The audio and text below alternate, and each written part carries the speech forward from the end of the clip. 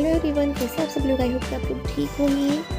तो आज हमारे घर में लाइट चली गई थी, तो कुछ समझ में नहीं आ रहा था, बहुत ज़्यादा गर्मी लग रही थी। तो फिर मैंने डिसाइड किया सडनली कि क्यों ना मैं आलू का पराठा बनाऊँ टेस्टी सा। बाहर हल्की हल्की बारिश हो रही थी, लेकिन फिर भी घर में बहुत ज़्यादा गर्मी लग रही थी। तो मैंने आलू का पराठा बनाने के लिए सबसे पहले आलू को बॉईल कर लिया था। उसके बाद मैंने सारी सब्जियां जो भी घर में पड़ी हुई थी, जैसे कि अनियन, कैरेट, जिंजर, कैप्सिकम और ग्रीन चिली, सारी चीज़ों को अच्छे से मैंने चॉप कर लिया और कढ़ाई में डालकर उसे हल्का सा भून लिया। उसमें हल्दी पाउडर और धनिया पाउडर डाला। आप चाहे तो इसमें रेड चिली पाउडर भी डाल सकते हैं, लेकिन मैंने ग्रीन चिलीज़ ही यूज़ की है ज़्यादा क्वान्टिटी में। मैंने रेड चिली पाउडर नहीं डाला।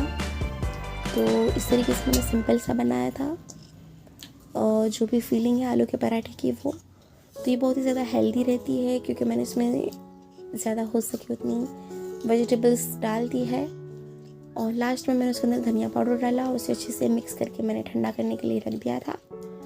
तो ये थोड़ा सा ठंडा हो जाए तो अच्छा रहता है। और उसके बाद थोड़ी देर के बाद मैंने आटा लगा लिया और आटा लगाकर उसके अंदर मैंने फीलिंग भरी। थोड़ा सा आटा मैंने लिया, उसके अंदर मैंने धीरे धीरे फीलिंग भर के उसे अच्छे से कवर करा और उसे हाथ से ही अच्छे से फैला लिया। और चारों तरफ से मैंने एकदम परफेक्ट पराठा बनाने की कोशिश की, लेकिन वो ऐसा बना था। और फिर अगली बार से मैंने बेलना ही शुरू कर दिया पराठा। तो इस तरीके से मैंने पराठे को गैस के ऊपर एकदम हल्की आंच के ऊपर मैंने सेका था, क्योंकि अगर हम ज़्यादा फास्ट रखते हैं गैस को तो क्या होता है कि पराठा ऊपर से तो पक जाता है, लेकिन अंदर से जो आटा है वो थोड़ा कच्चा रह जाता है। तो एकदम मीडियम और टू लो आंच के ऊपर अगर हम पराठा सेकेंगे तो वो बहुत ही पिंक और क्रिस्पी बनता है। तो आप चाहे तो घी या बटर में भी इसे सेक सकते हैं। तो मैंने हल्का सा ऑयल इसके अंदर स्प्रेड कर दिया था और इसी तरह से एकदम स्लो आंच के ऊपर मैंने पराठा बना लिया। तो मैंने एक पराठा दोनों बच्चों के लिए बनाया था और मैंने 2 पराठे मैंने अपने लिए बनाए थे। तो पराठे बहुत ही ज़्यादा टेस्टी बनते हैं ये वाले पराठे, और बहुत अच्छे लगते हैं। तो आप लोग इसे घर पे ज़रूर ट्राई करिएगा, क्योंकि ये बहुत ही ज़्यादा हेल्दी रहते हैं और आपके बच्चों को भी ज़रूर पसंद आएंगे। और इस वजह से, और आप इसे चाहे तो इसे लंच बॉक्स में भी दे सकते हैं। और अगर आप कहीं पिकनिक पर जा रहे हैं तो आप इसे भी साथ लेकर जा सकते हैं। ये बहुत ही अच्छा ऑप्शन रहता है, बहुत ही टेस्टी रहता है और हेल्दी भी रहता है। तो इस तरीके से सारे ही आलू के पराठे बन के रेडी हो गए थे और मैंने उससे धनिया पुदीने की चटनी बनाई थी।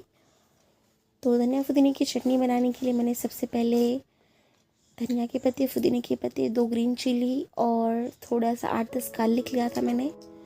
गार्लिक मैंने यहाँ ज़्यादा लिया है क्योंकि हम सब लोग को थोड़ी सर्दी हुई थी, तो मैंने सोचा कि गार्लिक इस तरीके से नहीं तो इस तरीके से खा लेंगे तो हमारी सर्दी में और इन्फेक्शन में फ़ायदा होगा। तो बहुत टेस्टी बना था पराठा। और ये दूसरे दिन की फुटेज है। तो इसमें मारूफ बना रहा था मैगी शाम के नाश्ते में। तो हम लोगों ने कढ़ाई को गरम किया और घर में जो वेजिटेबल्स पड़े हुए थे उसमें थे ग्रीन चिली, अनियन, कैरेट और टमेटो और थोड़े से धनिया के पत्ते। तो हमने धीरे धीरे एक एक वेजिटेबल्स को कढ़ाई के अंदर ऐड किया। मैंने गैस को एकदम स्लो रखा था ताकि मारूफ को कोई प्रॉब्लम ना हो। और हम दोनों मिलकर बहुत ही ध्यान से बना रहे थे मैगी। तो इस तरीके से हमने पहले ऑनियन ऐड किया, उसके बाद हमने थोड़ा सा कैरेट ऐड किया, उसे हल्का सा मिक्स करके 2-3 मिनट तक हमने भून लिया अच्छे से, जब तक कि कैरेट है वो अच्छे से सॉफ्ट नहीं हो जाता।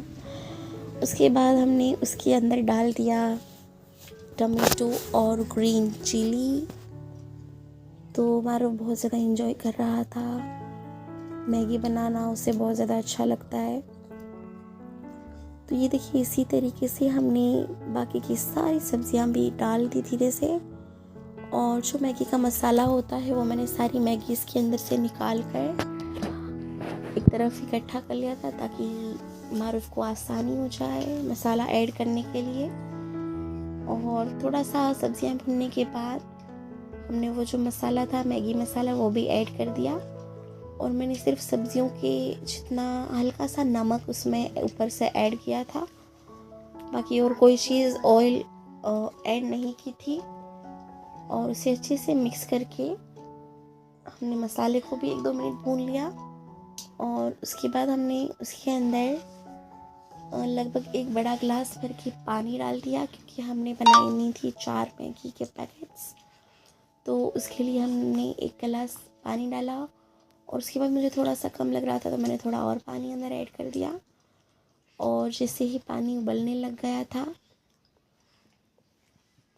वैसे ही हमने इसके अंदर मैगी ऐड कर दी।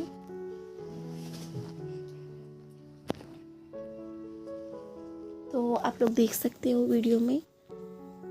तो ये जो मैगी हमने बनाई थी उसमें सारी सब्जियों का टेस्ट अच्छे से आ रहा था। और बच्चे क्या इस बहाने से सब्जियां भी खा लेते हैं। तो मैंने जो आलू का पराठा बनाया था और जो मैगी बनाई थी, इस तरीके से आप भी सारी सब्जियों को चॉप करके या छोटा छोटा करके किसी भी चीज़ में डालकर बच्चों को खिला सकते हो।